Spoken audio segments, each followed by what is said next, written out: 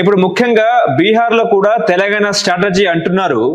బీహార్ ఎన్నికలేమో ఈ సంవత్సరం చివరన ఉంది, అంటే డిసెంబర్ లేకపోతే నవంబర్ ఆ ప్రాంతంలో బీహార్ ఎన్నికలు ఉన్న క్రమంలో అక్కడ కూడా 6 గ్యారంటీలు అన్న ప్రతిపాదన కదా వచ్చింది.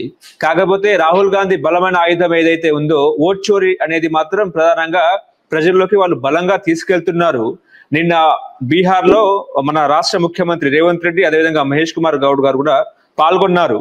ఏంటి సార్ ఏం చెప్తారు? విజయం దిశగా అక్కడ కూడా అడుగులు వేస్తుందా కాంగ్రెస్ పార్టీ? అంటే ఒకటి బీహార్ లో అక్కడ లోకల్ రాజకీయాల ఆధారంగానే అక్కడ ఫలితాలు వచ్చే అవకాశం ఉంటుంది తప్ప రెండు కూటముల మధ్యనే, ఎన్డీఏ వర్సెస్ ఇండియా కూటమి మధ్యనే. కానీ out of Hyderabad, out of Bihar issues అక్కడ వస్తాయని నేను అనుకుంటలేదు. కాకపోతే మీరు అన్నట్టు 6 గ్యారంటీలు తెలంగాణలో ఇచ్చడం, అట్లనే ఇప్పుడు బీహార్ లో అవి ఇస్తే బాగుంటుందా అని ఒక ఆలోచన చేయొచ్చు వాళ్ళు.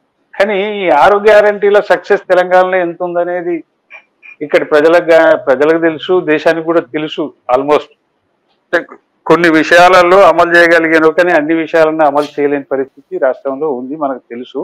అనవసరంగా బీహార్ లో ఆ హామీలు ఇచ్చినా కానీ పెద్దగా వర్కౌట్ అయ్యే పరిస్థితి ఉండదు. జనాలు దాన్ని చూసి మాత్రమే ఓటేసే పరిస్థితులు కూడా. ఎందుకంటే ఒకటి నందికడ నితీష్ కుమార్ ముఖ్యమంత్రి ఎవరైతే ఉన్నారో ఆయన వారానికి ఒక హామీ, వారానికి ఒక పథకం రిలీజ్ చేస్తా ఉన్నాడు అక్కడ. ఇప్పుడు మన దగ్గర చెప్పిన 6 గ్యారంటీల కంటే ఎక్కువ బలమైన పథకాలు బీహార్ లో నితీష్ కుమార్ అక్కడ ముఖ్యమంత్రిగా ఉంటూ ఎన్నికలకు ముందే వాటిని అమలు చేస్తున్నాడు కూడా. అంటే నేను అనుకునేది ఏంటంటే తెలంగాణలో చెప్పిన 6 గ్యారంటీలు పెద్దగా బీహార్ లో వర్కౌట్ అయితే అనేది నేను అనుకోవడం లేదు, అది పాసిబుల్ కాదు. రెండో విషయం, ఈ ఓట్ చోరీ అనేది నేషన్ వైడ్ గా రాహుల్ గాంధీ తీసుకున్న సమస్య, అది ఇష్యూ. ఈ ఓట్ చోరీని బీహార్ తీసుకెళ్లి ఆయన 16 రోజులు అక్కడ క్యాంపెయిన్ కూడా చేసిండు, యాత్రలు చేసిండు అక్కడ.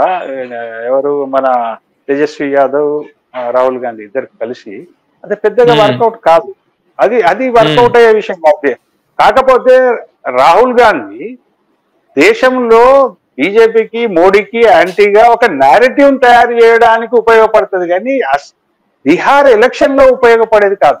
ఇప్పుడు నువ్వు దేశవ్యాప్తంగా ప్రచారం చేసుకోవడానికి బీహార్ ను వాడుతున్నాడు ఎవరు? రాహుల్ గాంధీ. ఎందుకు వాడుతున్నాడు? అక్కడనే పోయింది, నెక్స్ట్ ఎలక్షన్స్ ఉన్నాయి కాబట్టి అక్కడ పోయి. ఇంకొకటి, నిన్న సిడబ్ల్యూసి మీటింగ్ కూడా జరిగింది పాట్నాలో, బీహార్ లో. అది కూడా దేనికి అంటే ఎప్పుడో 85 సంవత్సరాల కింద పాట్నాలో సిడబ్ల్యూసి మీటింగ్ జరిగితే 85 సంవత్సరాల తర్వాత ఇప్పుడు వచ్చింది. అంటే ఎన్నికలను దృష్టిలో పెట్టుకుని వాళ్ళు చేస్తున్నారు, కానీ ఇవి వర్కౌట్ అయ్యే విషయాలు కావు. ఎందుకనంటే ఇప్పుడు సిడబ్ల్యూసి మీటింగ్ అక్కడ పెట్టిండ్రు, ఓకే, తిరుమల పార్టీ దాని స్వేచ్ఛ ఎక్కడైనా పెట్టుకోవచ్చు దేశంలో.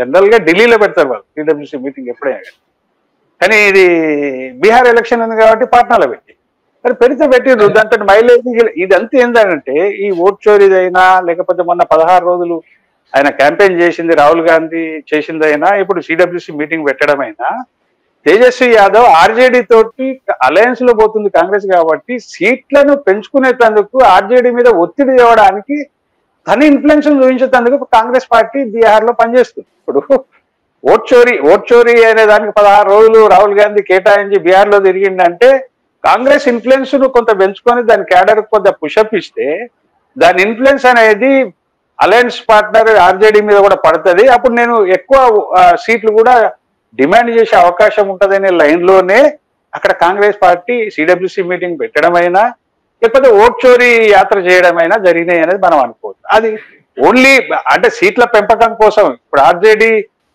పెద్ద పార్టీ అక్కడ, ఏది ఇండియా కూటమిలో అదే మేజర్ పార్టీ కదా, అది ఇస్తేనే ఇప్పుడు కాంగ్రెస్ పార్టీ సీట్లు తీసుకోవాలి. పోయినసారి కాంగ్రెస్ పార్టీ బీహార్ లో 70 సీట్లు తీసుకున్నది, మిగతా సీట్లు ఆర్జేడీ చిన్న చిన్న పార్టీలు పోటీ చేసింది. ఈ 70 సీట్లు తీసుకుంటే 19 సీట్లే గెలిచింది కాంగ్రెస్, అంటే 59 సీట్లు ఓడిపోయింది.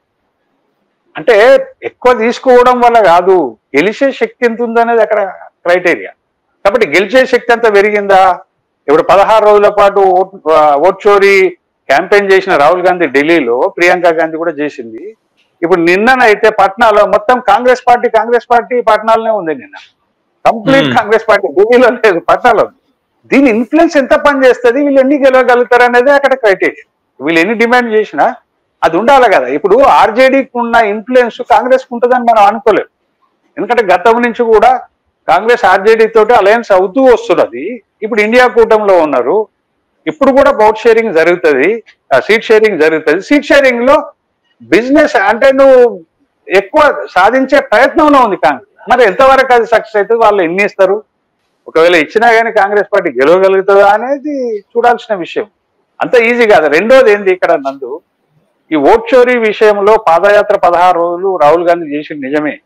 కానీ అక్కడ లోకల్ ఇష్యూస్, నిరుద్యోగం, ధరల పెరుగుదల, లేకపోతే ఇంకోటి నితీష్ ప్రభుత్వం మీద వచ్చిన వ్యతిరేకతను ఆ విషయాలన్నీ పక్కకు పోయినాయి. దానివల్ల ఆర్జేడీ నష్టపోయింది. నువ్వు ఓట్ చోరీ అంటే సమస్య కాదు. అక్కడ స్థానిక సమస్యల్ని నువ్వు ఎక్స్పోజ్ చేయాలి కదా. ఎక్స్పోజ్ చేసే టైంను 16 రోజుల పాటు రాహుల్ గాంధీ తినేసిండు కదా. నితీష్ కుమార్ మళ్ళీ ఈయన 16 రోజుల యాత్ర అయిపోయినాక స్వయాన నితీష్ కుమార్ మళ్ళీ 5 రోజుల పాటు ఆయన యాత్ర చేసుకోవాల్సి వచ్చింది. ఎందుకు చేసుకోవాల్సి వచ్చిందంటే లోకల్ ఇష్యూస్ ఎక్స్పోజ్ కాలేదు. ఓట్ చోరీ అంటే ఎవరికి పడుతుంది, మీ ఓటు ఉన్నది, మీరు ఓటు అయిపోతున్నా, నా ఓటు అయితే పోలేదు కదా అనుకుంటాడు. ఓట్ చోరీ జరిగిందని ఓటర్ ఎందుకు అనుకుంటాడు? It is not a big issue in Bihar. అది అనవసరంగా అన్నెసరీగా రాహుల్ గాంధీ అక్కడ యాత్ర చేసి అక్కడ నితీష్ కుమార్ మీద ఉన్న వ్యతిరేకత విషయాన్ని వెనక్కి నెట్టినట్టే. అది తేజస్వి యాదవ్కు నష్టమవుతుంది. కాంగ్రెస్కి ఎంత లాభం అవుతుందో తెలియదు, కానీ తేజస్వి యాదవ్కు ఆర్జేడీకి నష్టం అవుతుంది. ఇప్పుడు సీట్ల బేరాన్ని కూడా ఎక్కువ ఇవ్వాలని కాంగ్రెస్ డిమాండ్ చేస్తుంది. ఓవరాల్ గా నష్టపోతున్నది అక్కడ రాహుల్ గాంధీ వల్ల ఆర్జేడీ.